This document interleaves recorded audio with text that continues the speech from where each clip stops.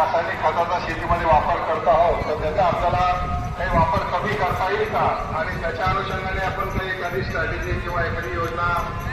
पुढे घेऊन येता येईल का आणि मग त्या अनुषंगाला केंद्र शासनानं काही योजना नव्याने घेतलेल्या आहेत आणि त्याच्यासोबतच राज्य शासनानं सुद्धा पुढाकार घेतलाय की बाबा आपण राज्यामध्ये सुद्धा जे काही केंद्र शासनाचं धोरण आहे किंवा आणि एकूणच जागतिक स्तरावर सुद्धा आता या पर्यावरणाचं एकूणच क्लायमेट चेंज आणि याच्यामुळे शेतीवर येणारी संकट आणि त्यातून जर आपल्याला